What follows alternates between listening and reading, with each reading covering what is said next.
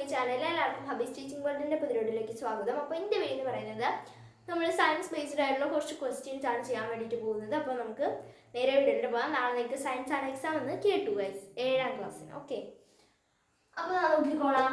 ഫിഷിൻ്റെ സ്മെല്ലിന് കാരണമാകുന്നത് എന്തുകൊണ്ട് എന്നതാണ് നമ്മുടെ ക്വസ്റ്റ്യൻ. ട്രൈമെത്തലാമിൻ ഓക്സൈഡ് എന്ന് പറയുന്ന ഒരു ഓക്സൈഡിൻ്റെ കണ്ടന്റ് ഫിഷിലുണ്ട്. ഫ്രഷ് മീനില്ല കേട്ടോ. അതായത് നമ്മളിങ്ങനെ കടലിൻ്റെ അടിയിലേക്ക് നീന്തുമ്പോൾ നമ്മളൊരു മീനിനെ പിടിച്ച് മണപ്പിച്ച് വെക്കുകയാണെന്നുണ്ടെങ്കിൽ നമുക്ക് മണവും നാറ്റവും ഒന്നും തോന്നില്ല. ഓക്കെ, അതേസമയം ആഫ്റ്റർ ഡെത്ത് ബാക്ടീരിയൽ ആക്ഷൻ, അതായത് നമ്മൾ ഇങ്ങനെ ആ ഒരു മീനിനെ പിടിച്ച് കരയിലിട്ട് ഒരു 10 മിനിറ്റ് വേണ്ട, ഒരു 2 മിനിറ്റ് 1 മിനിറ്റ് ഒക്കെ കഴിയുമ്പോൾ അത് മരിക്കുമല്ലോ ശ്വാസം കിട്ടാതെ.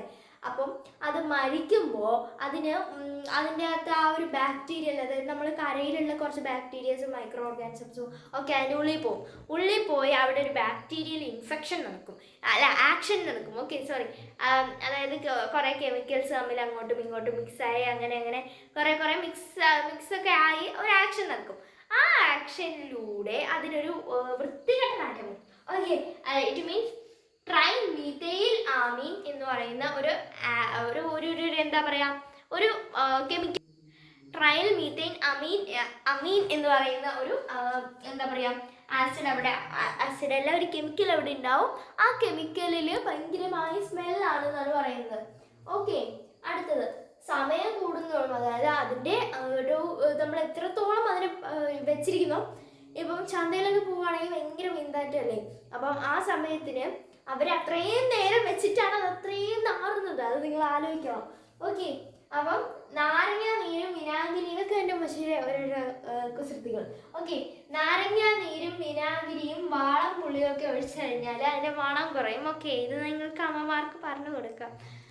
നെക്സ്റ്റ് എന്ന് പറയുന്നത് ഈ സെൽ മീൻസ് കോശം.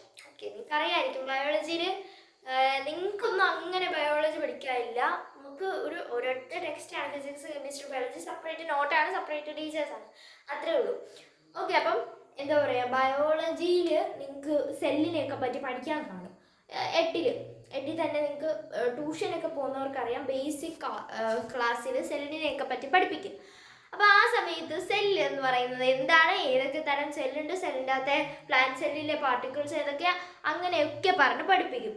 ഓക്കെ, അപ്പോൾ ഞാൻ 2-3 പറഞ്ഞുതരാം. മൈറ്റോകോൺട്രിയ, അതുപോലെ തന്നെ എന്താ പറയുക, ഇത് സെൽ മെമ്പറൈൻ, സെൽ വാള്, ഇതൊക്കെ പറയുന്ന ന്യൂക്ലിയസ്, അങ്ങനെ ഗോൾഗി കോംപ്ലക്സ്, പിന്നെ എന്തായിരുന്നു എന്തോ ആ സാധനം തന്നെ എൻഡോപ്ലാസ്മിക് റെക്ടിക്കുലം എന്ന് പറയുന്ന അങ്ങനെ കുറച്ച് സംഭവങ്ങളൊക്കെ ഉണ്ട്. ഓക്കെ, അപ്പോൾ ആ ഒരു അതുപോലെ സെല്ലിൻ്റെ എന്ന് പറയുമ്പോൾ കോശം, അതായത് നമ്മളുടെ ഹ്യൂമൻ ബോഡി നിർമ്മിച്ചിരിക്കുന്ന ഒരു ചെറിയ പാർട്ടിക്കിൾസ്, ചെറിയ സെല്ലുകൾ കൊണ്ടിട്ടാണ്. ഓക്കെ, അപ്പം ലാറ്റിൻ പദമായ സെല്ല എന്ന് പറയുന്ന ഒരു വാക്കിൽ നിന്നാണ് എന്ത് ചെയ്തിട്ടുള്ളത്, സെല്ല് എന്ന് പറയുന്ന വാക്ക് നിർമ്മിച്ചെടുത്തിട്ടുള്ളത്. ഓക്കെ, അതായത് ഉണ്ടാക്കിയിട്ടുള്ളത്. സെല്ല മീൻസ് എന്താണ്, ചെറിയ മുറി എന്നതാണ് അർത്ഥം, അതായത് കൊച്ചു കഷ്ണം. ഓക്കെ, അടുത്തത് ഇനി നമുക്ക് എന്ത് ചെയ്യാം, കുറച്ച് കൾച്ചേഴ്സിൻ്റെ പേര് പഠിക്കാം. ഓക്കെ, അപ്പോൾ നിങ്ങൾക്ക് ഇതും 7ലൊക്കെ പഠിക്കാനുണ്ട് കേട്ടോ. BSc 7 പഠിക്കാനുണ്ട്.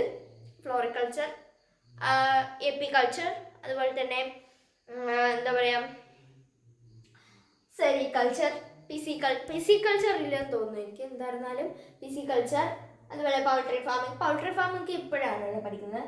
ക്യൂണിക്കൾച്ചർ, അങ്ങനെയൊക്കെ പറഞ്ഞിട്ട് ഒരുപാടുണ്ട്.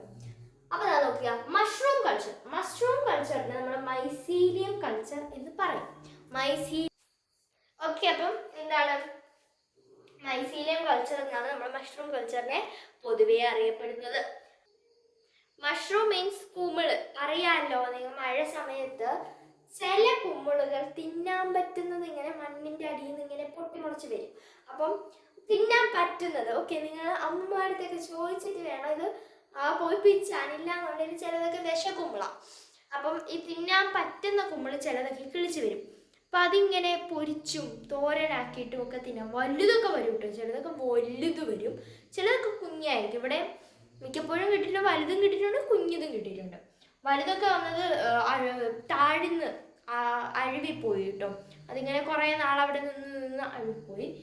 Next floriculture. ഫ്ലോറിക്കൾച്ചർ എന്ന് വെച്ച് കഴിഞ്ഞാൽ ഫ്ലവേഴ്സിനെ വളർത്തുന്നതിനാണ് നമ്മൾ ഫ്ലോറിക്കൾച്ചർ എന്ന് പറയുന്നത്. എപ്പിക്കൾച്ചർ, അപ്പിക്കൾച്ചർ അല്ല, എപ്പിക്കൾച്ചർ. എപ്പിക്കൾച്ചർ എന്നാണ് പറയുന്നത്. ഹണി ബീസിനെ, തേൻ കൃഷി ഉണ്ടല്ലോ, തേൻ കൃഷി, അതിനെയാണ് ഹണി ബീസ് കൃഷി ചെയ്യുന്നത് തേനിന് വേണ്ടിയിട്ടാണല്ലോ. അപ്പം എന്താണ് ഇവിടെ എപ്പിക്കൾച്ചർ. ഓക്കെ. ക്യൂണിക്കൾച്ചർ അതായത് റാബിറ്റ്സിനെ വളർത്തുന്നതിന് ചിലവർ അതിൻ്റെ ഇറച്ചിക്ക് വേണ്ടിയിട്ട് വളർത്തും, മീറ്റിന് വേണ്ടിയിട്ട് വളർത്തും, ചിലവർ വിൽക്കാൻ വേണ്ടിയിട്ട് വളർത്തും, ചിലവരൊരു സുഖത്തിന് വേണ്ടിയിട്ട് വളർത്തും, പെറ്റായിട്ടൊക്കെ വളർത്തും. നെക്സ്റ്റ് എന്ന് പറയുന്നത് പൗൾട്രി ഫാമിംഗ്. പൗൾട്രി ഫാമിംഗ് എന്താ? ബേർഡ്സിനെ വളർത്തുക. ബേർഡ്സിനെ എന്ന് പറയുമ്പോൾ ഹെന്നുണ്ട്, ഡക്ക് ഉണ്ട്. അങ്ങനെ ഹെന്നും ഡക്കുമാണ് മെയിനായിട്ട് ഇതിനകത്ത് വരുന്നത്. ഹെന്നിനെയും ഡക്കിനെയും മെയിനായിട്ട് മീറ്റിനും എഗ്ഗിനും വേണ്ടിയിട്ടാണ് വളർത്തുന്നത്. മീറ്റിനും എഗ്ഗിനും വേണ്ടിയിട്ടാണ് വളർത്തുന്നത്. അതുപോലെ തന്നെ ഇവിടെ ബാക്കി ബേർഡ്സിനെ എന്നൊക്കെ പറയുമ്പോഴത്തേക്കിനും ജസ്റ്റ് ഫോർ രസം ആൻഡ് വിൽക്കാനും വേണ്ടിയിട്ടൊക്കെയാണ് വളർത്തുന്നത്. ഓക്കെ. അടുത്തത് പിസിക്കൾച്ചർ. പിസിക്കൾച്ചർ എന്താ? ഫിഷിനെ വളർത്തുക. ഫിഷിനെ വളർത്തുക എന്ന് പറയുമ്പോൾ ഒരു ഹോൾ ടാങ്കിൽ മൊത്തത്തിൽ ഫിഷ്, അങ്ങനെയല്ല, ഒരു അക്വേറിയത്തിൽ കുറേ ഫിഷസിനെ ഇടും. അങ്ങനെ അങ്ങനെ സെക്ഷൻ ആയിട്ടൊക്കെ ആയിരിക്കും അവർ കൃഷി ചെയ്യുന്നത്. അവർക്കൊരു പോണ്ടൊക്കെ ഉണ്ടാവും. ആ പോണ്ടിലൊക്കെ കുറേ വെറൈറ്റി ടൈപ്സ് ഓഫ് ഫിഷസ് ഉണ്ടാവും. ലൈക്ക് അരാപ്പൈമ ഒക്കെ ഉണ്ടാവും. ഓക്കെ. അപ്പം അങ്ങനെയുള്ള ഫിഷസിനെയൊക്കെ വളർത്തുന്നത്. മെയിനായിട്ട് ഉള്ളത് ഗപ്പിയാണ്, ഗപ്പി. അടുത്തത് സെറികൾച്ചർ. സെറികൾച്ചർ എന്ന് വെച്ച് കഴിഞ്ഞാൽ നമ്മൾ സിൽക്ക് വോമിലെ പട്ടുനൂൽ പുഴു എന്ന് പറയും. പട്ടുനൂൽ പുഴു. എനിക്ക് പുഴുന്ന് കേൾക്കുമ്പോഴേ ഒരുമാതിരിയാണ്, പക്ഷേ ഈ പുഴുക്കളിലൂടെയാണ് പൂമ്പാറ്റകൾ ഉണ്ടാകുന്നത്. Okay, pupa. നെക്സ്റ്റ് എന്താണ്? Live stock. ലൈവ് സ്റ്റോക്ക് എന്ന് വെച്ച് കഴിഞ്ഞാൽ കാറ്റിൽ, കന്നുകാലി വളർത്തും. പശുവിനെയും പോത്തിനെയും അതുപോലെ തന്നെ കാലികൾ ഒക്കെ വളർത്തുന്നതിനെയാണ് നമ്മൾ എന്താ പറയുക, ലൈവ് സ്റ്റോക്ക് എന്ന് പറയുന്നത്. ഓക്കെ. അപ്പോൾ ഇന്നത്തെ വീഡിയോ ഇത്രയും. ഇഷ്ടമാണ് സബ്സ്ക്രൈബ് ചെയ്ത് ലൈക്ക് ചെയ്യുക, ഷെയർ സപ്പോർട്ട് ചെയ്യുക. അപ്പോൾ ഗിവ് അവേ വീഡിയോ കാണാത്തവർ ഓടിപ്പോയി കണ്ട് വാട്സപ്പ് പറ്റിയതാണ്. അപ്പോൾ ഇത്രയുള്ളൂ. ബൈ.